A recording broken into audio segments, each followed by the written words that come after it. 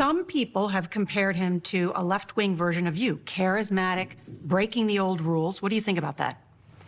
Well, I think I'm a much better looking person than him, right?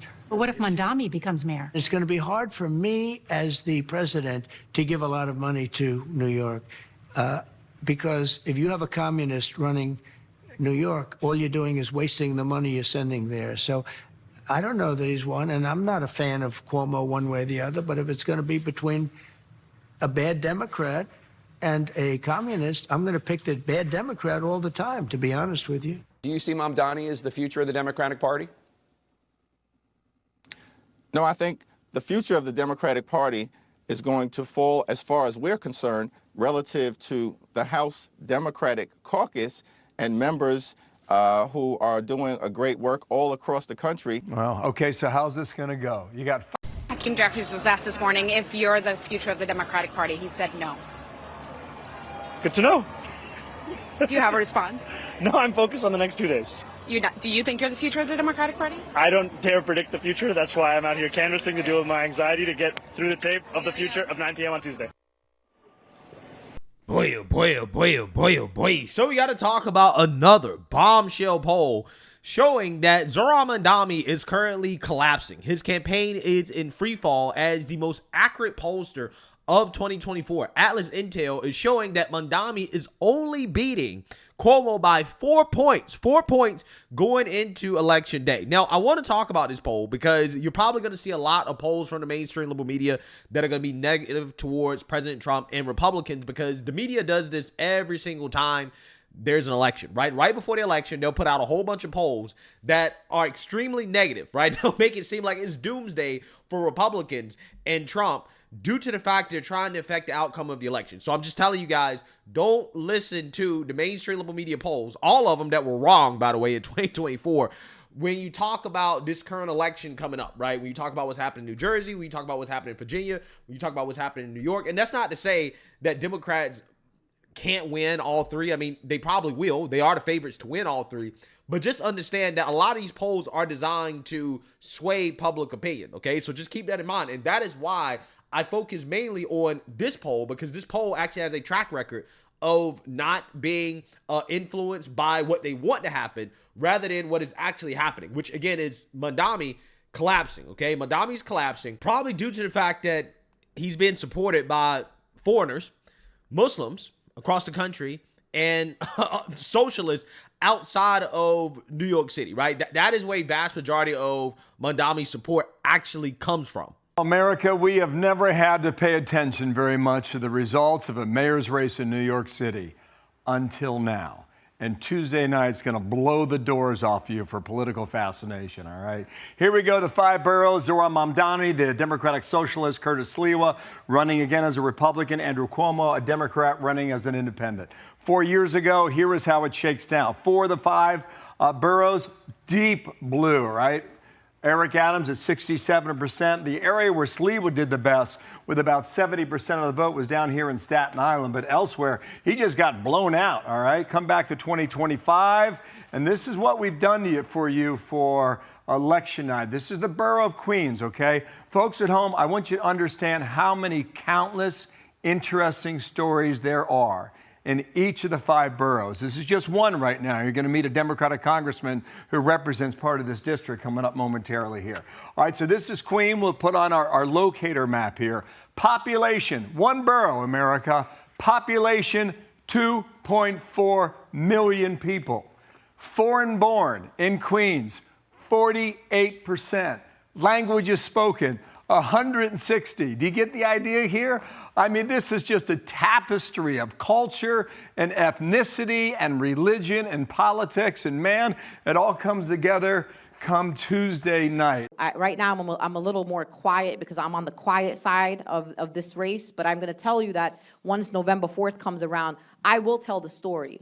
The story is not just that it's random that Zohran ascended to this place. It is our Muslim American communities. And I'll also say that it's Muslim money. The PACs that have supported Zohran, or a particular PAC that has supported Zohran, is probably over 80% of Muslim American donors in this country, high net donors, grassroots donors. And I want to make the point that the Unity and Justice Fund PAC, which is the CARE Super PAC, was the largest institutional donor to the pro-Zohran PAC in New York. Yeah. So it's important to understand who's backing this guy and why. Now, again, back to this poll, you have Mamdani only up by 4 over Cuomo in a 3-way race with Curtis Sliwa, the Republican candidate, getting 15.5% of the vote. Now, here's the bombshell here. Here's the bombshell that I think that Zohran should be worried about. And this is why I'm basically changing my prediction to basically a toss-up, right? Before, I was almost certain that Zohran would win. Now, I am really having some second thoughts, okay? Because without Curtis Sliwa in the race, you have Andrew Cuomo with 49.7%, almost 50%. He's performing better than Zohran in any of these polls in a 101 with Zohran, who only gets 44.1%. Again, what does that signal? That signals that Zohran, he only can really max out around 40% of the vote. He can't get over 50%, okay? And we're going to talk a little bit more about what that means. But my gut feeling is that you're going to see a lot of these people who are saying that they're going to vote for Sliwa in these polls. They're probably, when they actually go vote, hopefully they go and they vote for Andrew Cuomo, because at this point, like, what is the point of voting for Curtis Sliwa, right? Curtis Sliwa is not going to win under any circumstance. Any circumstance, he's not going to win. So if you're voting for Sliwa, right, if you're one of these people that are responding in the polls, say, hey, I'm voting for Curtis Sliwa, you're voting for him because he's a Republican. You're voting for him presumably because you don't like socialism, right? And you would probably prefer Andrew Cuomo, who's a bad Democrat, to a communist, right? And Zohran Mamdani, which is what President Trump outlined very eloquently on 60 Minutes, which, again, is that it is better to have a bad Democrat than a socialist. I know that it's not ideal to be in a world where you have to choose between a bad Democrat and a socialist, but this is the current state of a lot of liberal city elections at this point, because let's be real, they don't know how to vote, right? The Democrat Party has gotten so radical that at this point, socialists are winning these primaries. And because of that, establishment Democrats are struggling because they can't appeal to the far left and they can't appeal to sane people, okay? So that's what you have here. And again, my gut feeling is that you're probably going to see a lot of these people who are claiming that they're voting for Curtis Sliwa in these polls, when they actually go vote, they're going to vote for Andrew Cuomo. And that may be enough to put Cuomo over the top, right? If he can get older voters, if he can get more moderate voters, Republican voters out to vote against Zohran Mamdani, that is the key to victory for Cuomo. And at this point, considering how the most accurate pollster of 2024 has Cuomo winning in a 101, I wouldn't be surprised if there's an upset. I mean, look at Polymarket right now. Okay, they have Mamdani with a 90+% chance of winning. I'm not a betting man. I do not like gambling at all. I do not condone gambling. I do not gamble at all. But I'm just saying that I think Cuomo's odds are very, very, very underrated, okay, in these markets. Because, again, I don't think people are considering the fact that there are a lot of people who are probably going to go to the polls who would vote for Sliwa if it was a one-on-one race. And they're going to end up voting for Cuomo. They're going to hold their nose and vote for Cuomo because they don't want a socialist winning, okay? And I think that is why, at this point, I believe that Cuomo's odds are being underrated. And I think it's a toss-up, honestly, right? I really do think that it's a toss-up. Again, before I was almost sure that Mamdani would win. But now, again, I'm not so sure, and I'm moving in toss-up territory, leaning Mamdani winning, right? I think he has a better chance of winning than Cuomo, but Cuomo's not out of it, okay? I think he certainly has a chance, and I think that Zohran is showing signs of desperation, because you know what Democrats do when they get desperate. They start appealing to the blacks and the gays in the most cringiest ways possible. 6 a.m. to 9 p.m. So I want to know, are you ready to win this race? Are you ready to beat Andrew?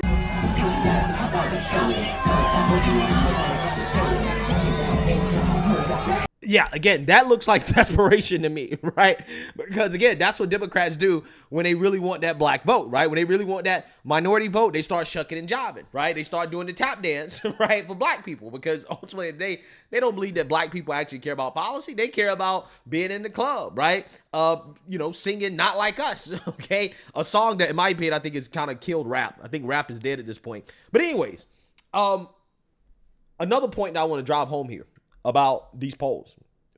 Even if Zohran wins, if he gets less than 50% of the vote, that is going to be a terrible sign for Democrats who have openly endorsed a socialist. And Democrats can't walk away from this, okay? They've now come out and said, we support socialism by supporting and endorsing Zohran Mamdani.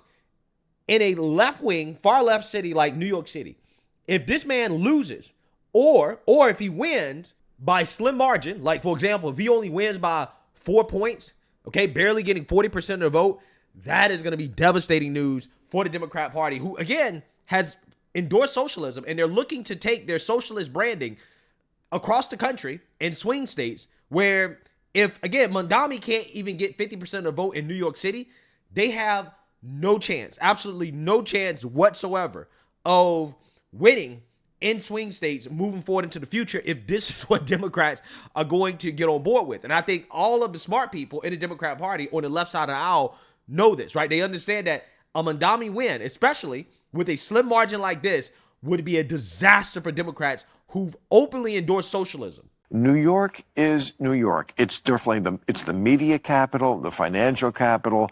It is a bellwether like no other city is in this country. So don't tell me that who the mayor of New York is doesn't matter. Let me play devil's advocate for a second. Do you think, let's say, on the seize the means of production, do you think that the mayor, that one person, if he is a democratic socialist, do you think that he would have the power and influence to be able to, like, usher in socialism? He definitely has the power and influence to elect J.D. Vance or whoever is the Republican candidate next time.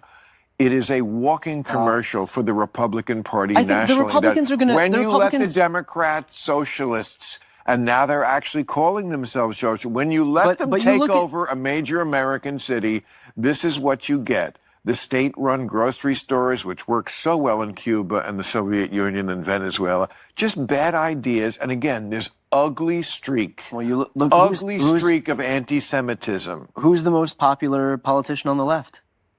AOC? I don't know. One of, but who's Bernie? Bernie is Bernie is. I mean, he's not a capitalist. No, he's not, and he's also not president. He's not. But never would be. But neither is Mamdani. No, but he will, trust me, he will be featured in the campaign commercials. But they're going to feature people. They boogeyman everybody. Yeah, but you don't have to boogeyman him. He does it to himself. But they'll do it regardless. Nancy Pelosi, Hillary Clinton, Gavin Newsom. Yeah, but they make anybody into boogeyman. I think it was just have more weight when it's real. I mean, when you can really show it. Yeah. So what idiot Democrat propagandists like Brian Tyler Cohen don't understand, the point that Bill Maher is trying to make is that, unlike Bernie Sanders, right, when it came to Bernie, Democrats had plausible deniability because Democrats would always distance themselves from Bernie, right? They essentially rigged their own primaries against Bernie. They've always distanced themselves, at least the establishment has distanced themselves in rhetoric from Bernie Sanders, right?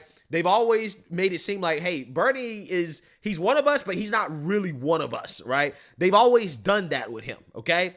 But this is different with Zohran. They're outright endorsing Zohran, who outright says that he's a socialist. He's a mass-off socialist. According to President Trump, he's a communist, right? But again, Democrats are outright endorsing this guy and getting on board with him.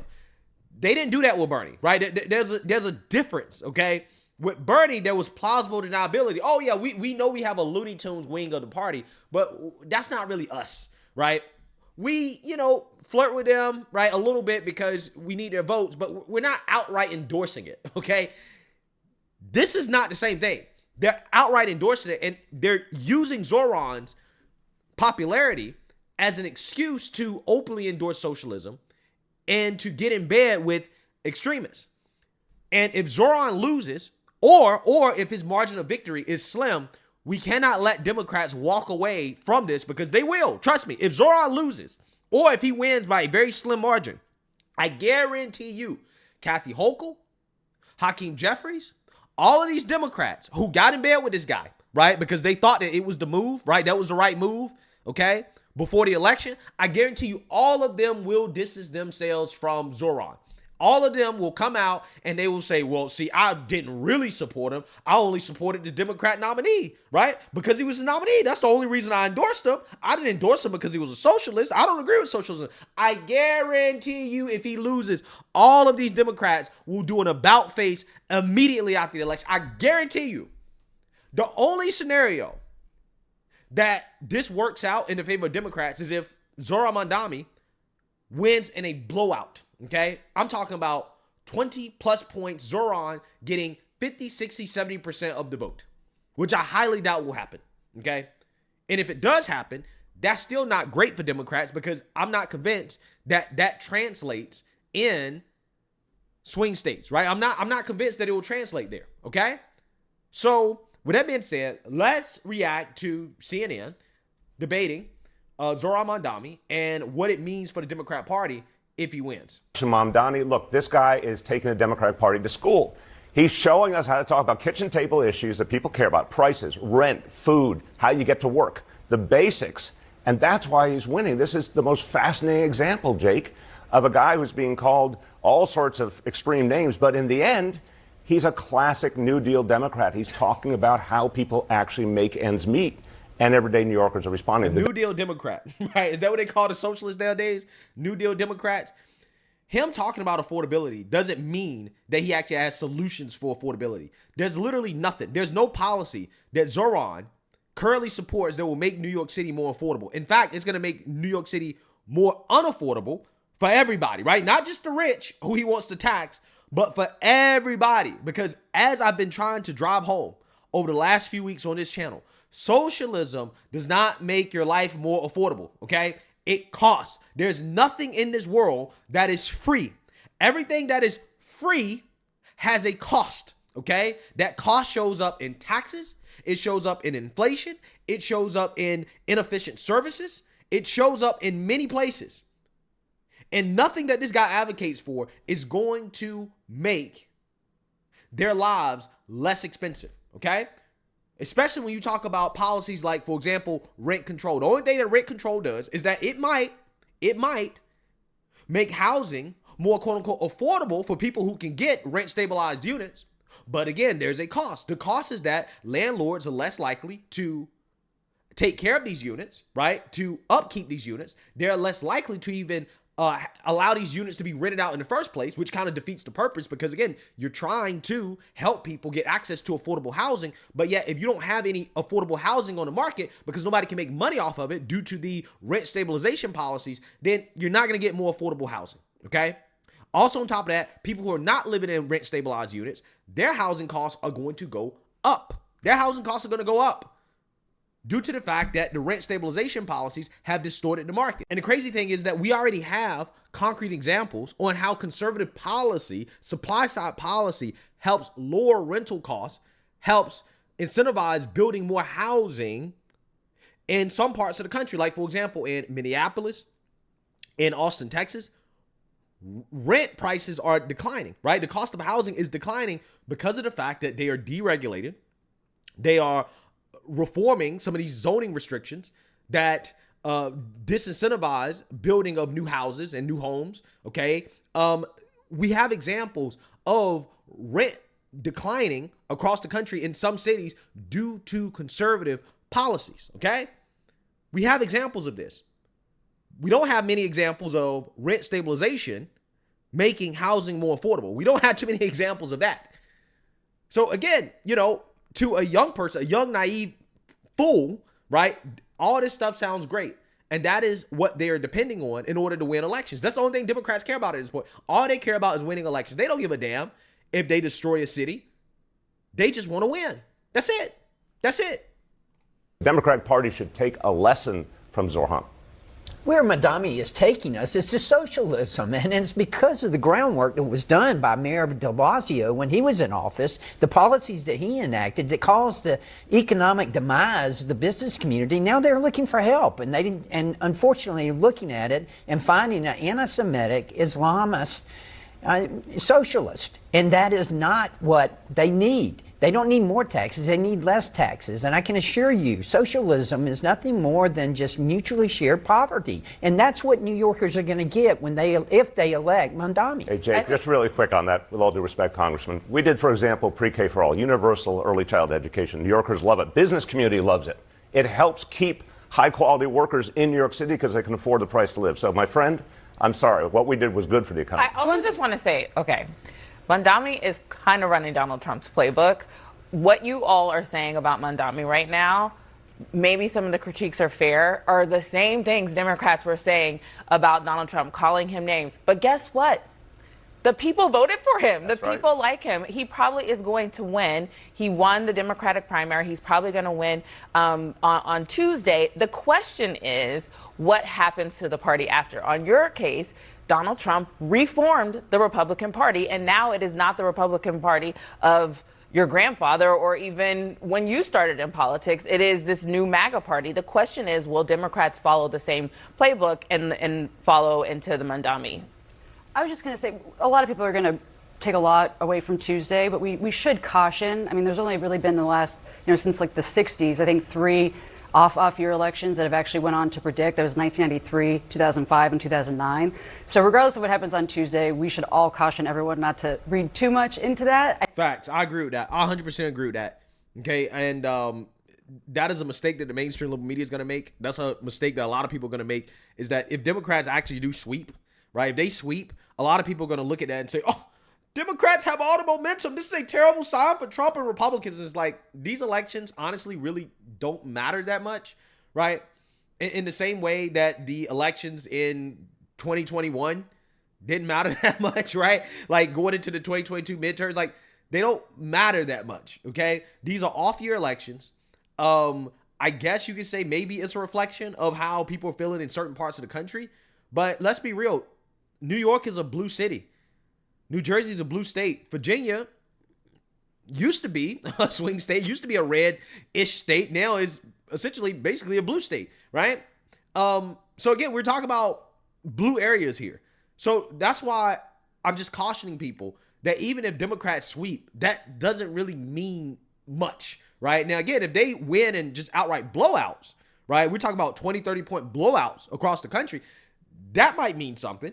That is something to be concerned about. But them winning is not really that much to be concerned about. They're expected to win, right? I would actually be surprised if they don't win all the races. It's just about the margins at this point. What I'm looking at, what is the margins, okay? If these races are really close or closer than they should be, even if they win, it's still a bad sign for Democrats.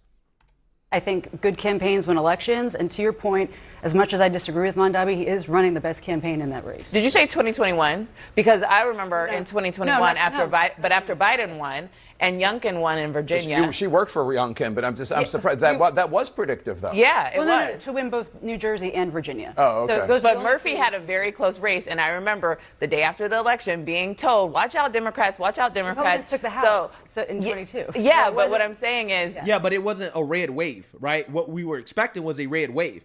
2021 did not result in a red wave in 2022. I mean, Republicans were expected to win in 2022, but they expected a red wave.